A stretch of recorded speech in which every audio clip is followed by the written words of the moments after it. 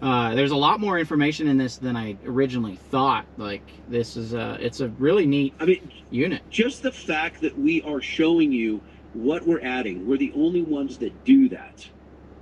There have been a couple since we've launched that have tried to copy it, but we're showing you what's being added in real time. So when you start down in city level 1, which is the base, the least amount of added sensitivity, all the way to track 10, as you climb that ladder, you're just tapping the up button, right, on your phone, or the up arrow on your iDash, and you're climbing the ladder. And as you do so, you'll see the disparity between, or the difference between, your commanded throttle and the adjusted amount that we're commanding. Absolutely, yeah. I'm seeing that right on the iDash right now, playing with the sport to track, and just a little throttle blip, you can see the white line versus the red line.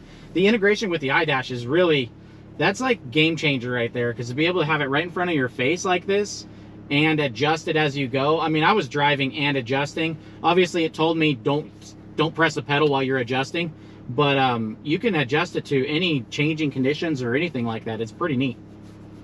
Absolutely. You just take your foot off the pedal at a stop sign, a red light, or just while you're coasting, come off the pedal, and you can adjust it in real time. That's been great. Now, what screen are you using on the iDash? Because there's a couple really helpful screens. I'm currently using the combo one. Oh, perfect. That's my favorite. And so you've got the three parameters on the right-hand side, and on the left, you've got your vertical bar graph. And anytime you can hit up and down and adjust the level. But on those three, you can make those read anything you want. You can be an EGT, regen, you can look at transmission slip, you can look at so many things on your truck. There's no more than 100 parameters. You could pressures, temps, deltas, speeds, fluid levels, all sorts of things that your dashboard doesn't display. That is incredibly helpful. Then, I don't know if you've tried this or not, on the back arrow on your iDash, hold that down for 3 to 4 seconds and see what happens. Yeah, we just jumped to page 2, which clearly I need to set this up because this could be handy right there. You have 5 customizable pages, up to 8 gauges per page. So you could have 40 parameters at the touch of a button. Now, you can colorize each one to your heart's content. There are some guys that have all their temps on one page, all their pressures on another page. Or other guys will say, I have all my race parameters on one, and I have all of my towing parameters on another. Other guys have all of my turbo parameters on one page, all my intercooler parameters on another page. So it's so customizable depending on the application. And like I said, you can change it from blue, green, so that way you're not having to look at the screen as you hold it down to see what, out of the corner of your eye, you'll know that, oh, blue is all my air temps, and I've gone with red for all my towing pressures and temps, or things like that. So that's really handy. Once you decide how you want to set it up, you'll find something that works best for you. Yeah, for sure. I mean, this would have been handy, like several videos, especially, like I've got a couple that I do, because I like to do comparisons, and I felt that I had to select my favorite 8. And definitely this would have showed me a little bit more. So that is really handy. This gauge definitely is becoming so right more now, if you're on page 2 or 3, right? What page are you on? You're page 2 or 3. You're not on the main one. So if you go to hit the right arrow and then go to gauge layout. Yep. And then select a 2 gauge, and you'll see that in this particular case the font grows. You've only got 2 gauges. You can make this as configurable as you want it to be. So if you want 2 specific parameters, they're staring at you at a larger font, you choose the 2 gauge layout. Yeah, this would be huge. I mean, it just engine oil temp and engine coolant temp to see if I'm towing. Just constant monitoring that, because my dash shows me the trans, so I have the 3 like crucial temps right there, and it is really a lot easier to see with the 2, and it still is easy to see with the 8. It's really neat. I like that you could fully customize that, and I could see that there's a lot that I can choose. I mean, from 2, 3, 4, 5, 5, 6, 7, 8, and the list goes down. It's really cool. Some of them, it's nice to have like a 7 gauge layout. You've got a taller #1 gauge. I'm sorry, a wider top gauge there, and that would be good for like fuel rail pressure, because fuel rail pressure is typically 5 digits. It's 30,000 pounds or something like that, Yeah. right? PSI. And so if you want to see the entirety of that parameter without it saying like say 30K, because it'll abbreviate it if you put it down on a smaller square, but on the top it'll say 32, comma 728, whatever. And that's really neat to see. Other things to dig into on the iDash that you can take advantage of are high and low alerts. You can say, I want to be alerted when my oil pressure goes beneath 20 PSI, right? Or I want to be alerted when I go over 90 miles per hour. You can set all of these high and low alerts to flash on the screen, and you do not need to be looking at the parameter on the screen in order to have it be alerted. The alert can be something that you're not even monitoring on your screen.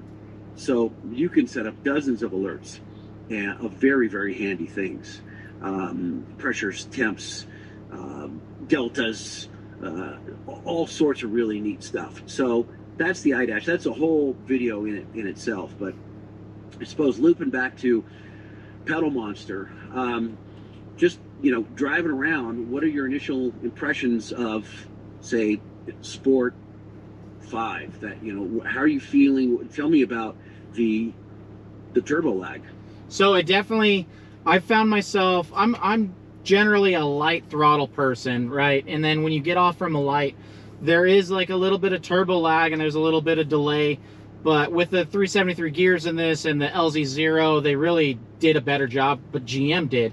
And I thought I was happy with that. But once I started playing around with the settings and I just barely touched the pedal and it just jumps even more, I'm like, ooh, and then I keep turning it up and playing around. I've gone from track, we went as high as the very top, and I got on it only a little bit, like 25% throttle, and this thing ripped, and it's like, wow, that is fun. So it definitely adds to the fun factor, and it for sure doesn't take away from my, like, if I want to do super fuel economy and just cruising in light adjustments on the pedal, it does that. And I did a little run also to see like passing power, because that's one complaint that people have with this truck, is that the passing power seems to be a little delayed and weak.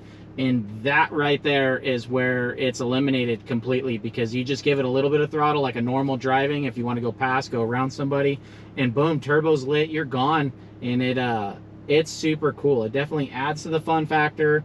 It adds to just the passing power, it gives it to you immediately. It's definitely, it's really neat.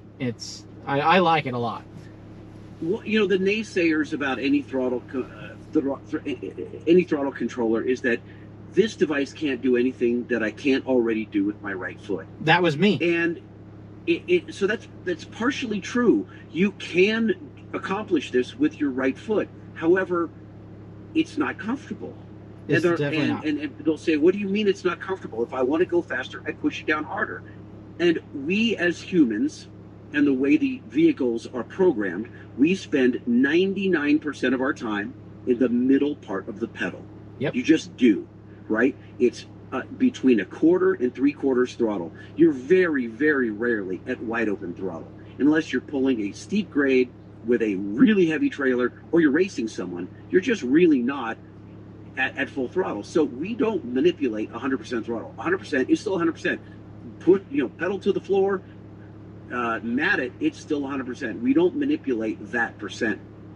Throttle, 100%, 100%.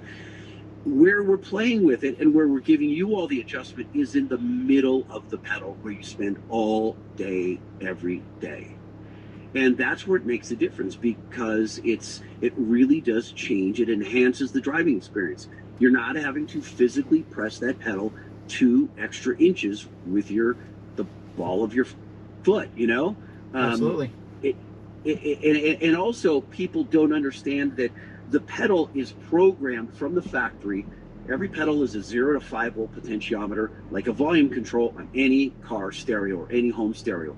Big knob, 0 volts is silence, and 5 volts is maximum volume out of your home stereo, right? Uh-huh. And you'd expect that the way that most volume control knobs are on home stereos is 1 volt is 1 volt, 2 volt, 3 volt, 4 volt, and 5 volts are all evenly spaced out, just like the numbers that travel around the circumference of the dial, right? Mm-hmm.